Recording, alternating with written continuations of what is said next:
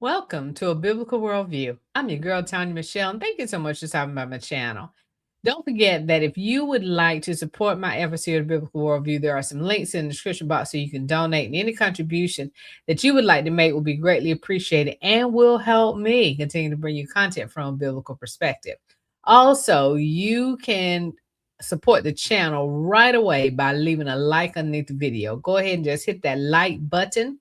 So that will help me get my videos out forward, and you'll see them in your feed when you log on to your Rumble or your YouTube account.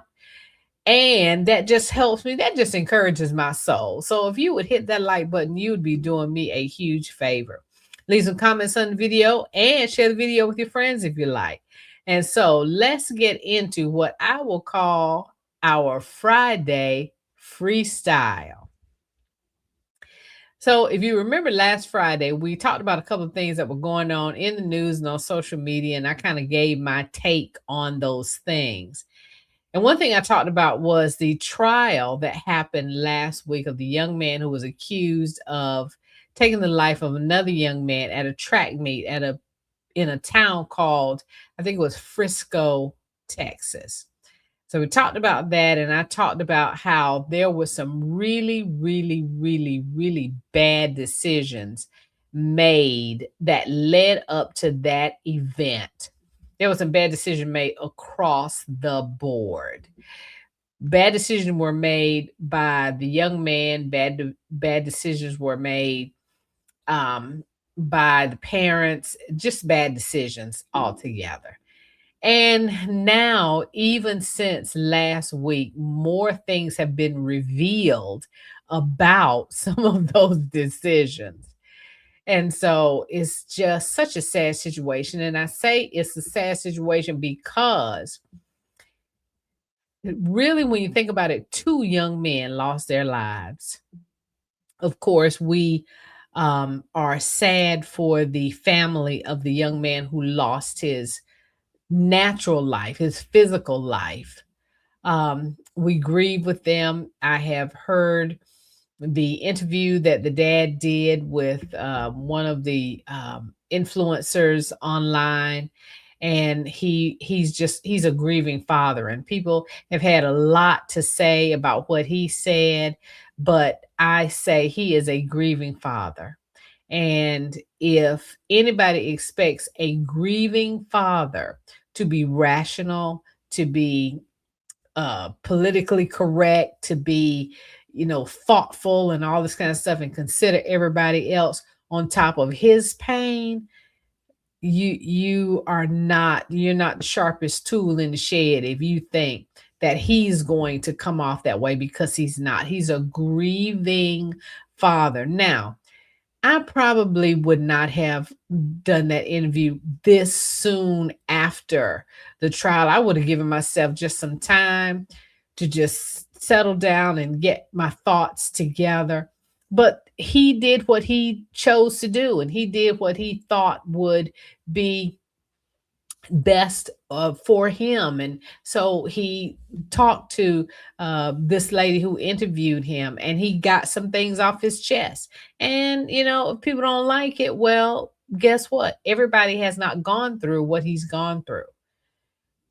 People haven't had to go to the hospital to find out that their son, their 17-year-old, who went to a track meet of all places. You would think he would have been okay at a track meet. And he had to go to the hospital, instead of going to the track meet. And he had to go there to find out that his son was no longer with us. And so he's hurting. He's hurting. And I give him, as a grieving father, I give him just all the grace that there is to be given, because not that I understand how he feels, but I understand that he is not in a place right now where you can expect him just to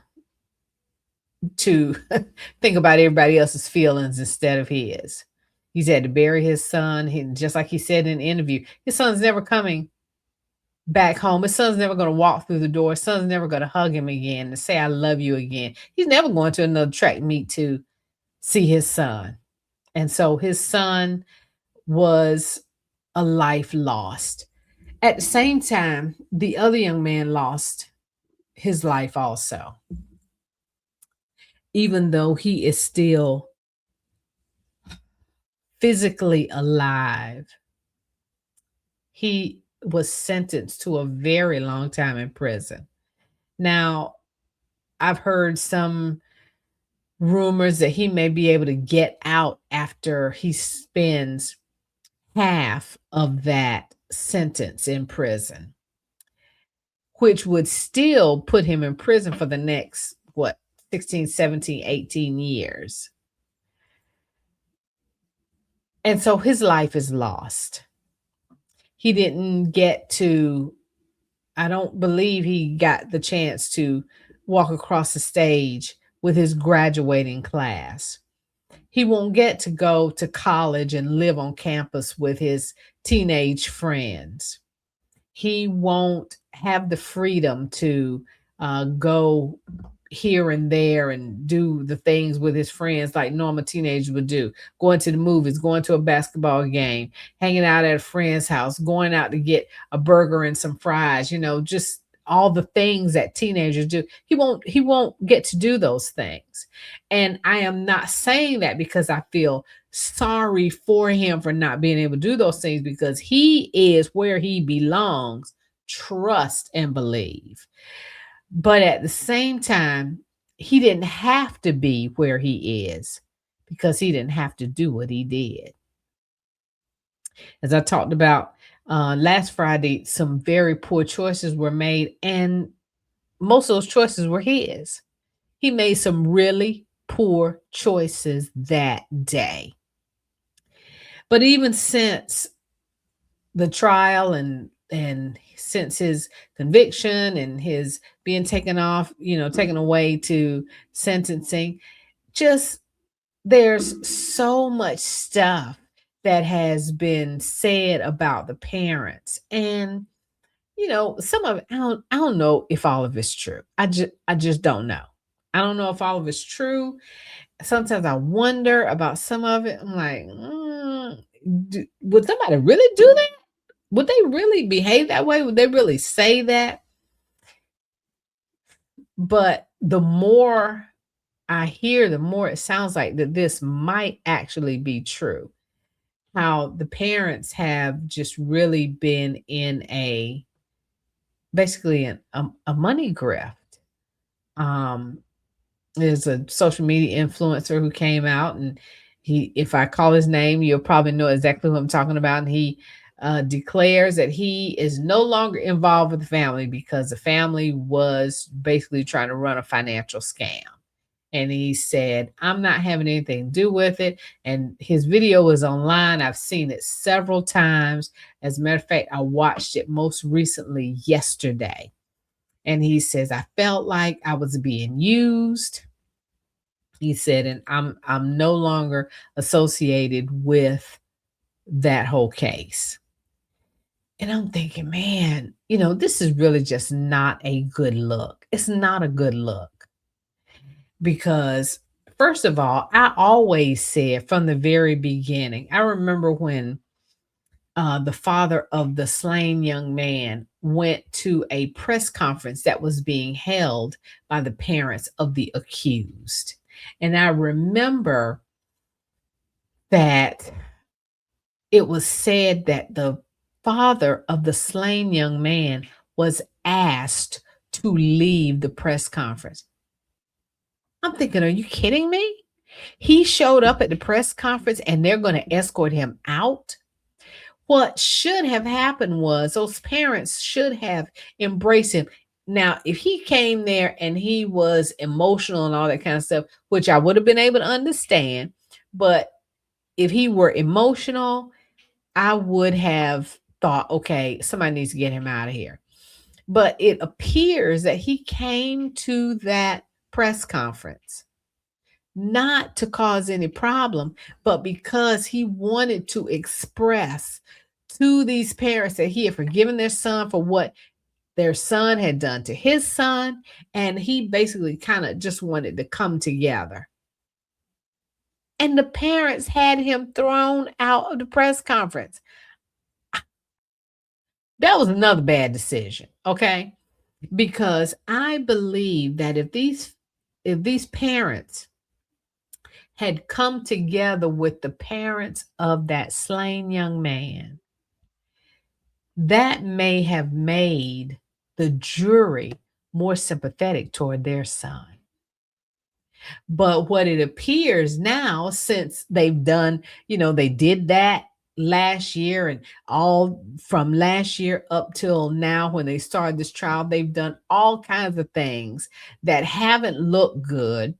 They've actually even turned this thing into a racial incident. They've turned, just made it as if this is, black versus white and all that kind of thing. And it didn't have to be that way. They held the cards. They could have turned this thing around for their son if they had just embraced the father. And they didn't have to, be friends with him and, have him over for dinner every weekend, all this kind of stuff. That's not what I'm saying. But had they embraced him in front of those cameras, had they made it look like they just wanted to, they just wanted to be friends. They just wanted to show him that they were so sorry for what happened to their son. Because no matter how you slice it, their son was the one who did what he did to his son. And so I don't care. You could say he was acting in self-defense. You could say he was being bullied. You could say he was being jumped. It doesn't matter. He was the one that was found guilty for taking the life. And so if they had embraced that father, I believe that the jury would have been more sympathetic toward their son. Not only that, but it was just rude. It was just rude. It was cruel. It was heartless for them um, not to accept that father's reaching out to them. Can you imagine the pain that caused that man? Like I said, he's already grieving. And when he reached out at that press conference, when he went to that press conference and got thrown out, this whole thing was brand new. His son may have not even been buried yet. He was hurting. And they threw him out. They It's almost like they didn't want to help their son. They didn't want to defend their son. They didn't want to protect their son. It's almost as if they wanted their son not to get the mercy of the court. It just That's just the way it appears. And so those are some more poor decisions that were made. The whole money thing, not embracing the father, um, pairing up with the social media influencer. That wasn't a good look either. I mean, I know he said that they raised money quietly, and he just wanted to help the boy and all that kind of stuff, and they were raising money for an appeal. Yeah, okay. And so I get it, but those were some more poor decisions. And so I wish we would, as Americans, I wish across the board we would make better decisions. I wish we would choose to do the right thing. And I get it. Our flesh doesn't want to do that. Our flesh is like, girl, go ahead. But I wish we would. I wish we would make better choices. I wish we would value life. We don't value life. We don't value life because life is not valued in the womb. Then once the baby is born, it's not valued because there are some people who are working to try to make sure that if the parent decide they don't want the baby, they can terminate the baby right there when the baby is first born. Life is not valued in childhood. I think about the man right here in my state who got mad at his next door neighbor's little boy. Little boy was 3, 4, 5 years old, riding a tricycle, and he crossed the property line and came over on the neighbor's yard. The neighbor went in the house and got a gun and just put a bullet in his head. A little boy for riding a tricycle on his grass. Are you kidding me? So we need to just make better choices. We need to make better choices. But as it stands, that young man is going to spend a very long time in prison because of his and his parents' choices. My heart goes out to him. I'm so sad that he chose to do this. I'm so sad for the family of the young man whose life is lost. I'm so sad for that dad because even as he was talking, I could hear just the hurt and the anger that has built up in his heart. When they were giving the statements after the trial was over and the brother and the mother were standing there with, I don't know, one of the lawyers, maybe one of the prosecuting attorneys, I'm not sure who it was. He was making a statement. They were just standing there, but you could see the pain in their face. And I can imagine what that pain, I can only imagine what that pain was like. I have no idea. But I know that that mother, oh my goodness, she looked like her heart was so burdened. And it didn't have to be that way. There could have been some better choices made. So, anyway, thank you so much for hanging out with me on my Friday freestyle. Don't forget to leave a like on the video. Leave a like on the video. That is a way that you can support the channel. It doesn't cost you a dime. Just leave a like on the video and I will greatly appreciate it. So that's my time. Thank you so much for stopping by A Biblical Worldview, and I will see you next time.